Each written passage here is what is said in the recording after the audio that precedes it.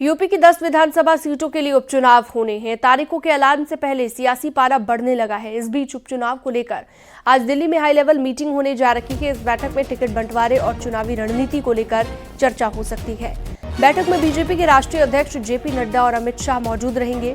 साथ ही इस बैठक में सीएम योगी आदित्यनाथ, दोनों डिप्टी सीएम और यूपी बीजेपी के प्रदेश अध्यक्ष भूपेंद्र चौधरी भी साथ में मौजूद रहेंगे। तो 10 सीटों की लड़ाई, भारतीय जनता पार्टी ने तैयारी तेज कर दी है। आज एक बड़ी बैठक दिल्ली में होने जा रही है भारतीय जनता पार्टी।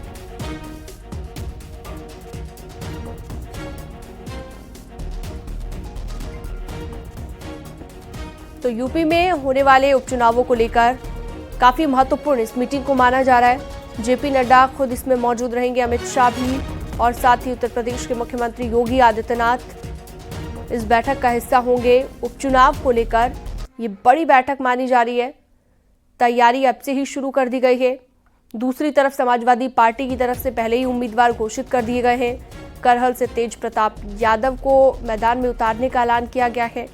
इसके अलावा फूलपुर से मुस्तफा सिद्दीकी, सीसामऊ से नसीम सोलंकी। तो 10 सीटों पर उपचुनाव होना है। किन 10 सीटों पर उपचुनाव होना है वो भी आपको हम दिखा रहे हैं। सीसामऊ, कुंदरकी, करहल, मिल्कीपुर, ये वो सीटें हैं जहां पर चुनाव होना है। गाजियाबाद, फूलपुर भी उन सीटों में शामिल है। इसके अलावा मंझवा, कटेहरी में भी उपचुनाव होना है। खैर और मीरापुर में भी उपचुनाव होना है। तो यूपी में विधानसभा उपचुनाव को लेकर हलचल तेज हो गई है। उपचुनाव की तारीखों का जल्द ही ऐलान हो सकता है।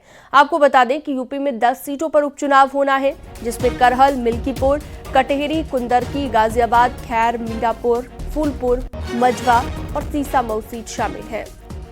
इन सीटों में 5 समाजवादी पार्टी के पास थी, तो आरएलडी निषाद पार्टी की एक सीट है, जबकि बीजेपी की 3 सीटें हैं।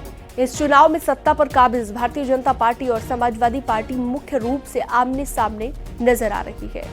दोनों पार्टी के नेताओं की बैठकों का दौर जारी है।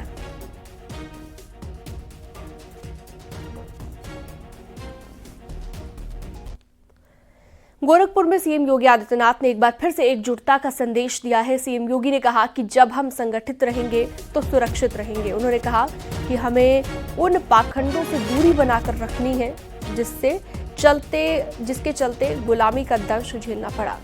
सीएम योगी ने कहा कि सनातन समाज कभी विपन्न नहीं रहा है, लेकिन साजिश के तहत आज भी क्षेत्र और जाति के आधार पर समाज को बांटने की कोशिश हो रही है। उन्होंने कहा कि अगर हम एकजुट रहेंगे तो खुद की और राष्ट्र की भी सुरक्षा कर पाएंगे।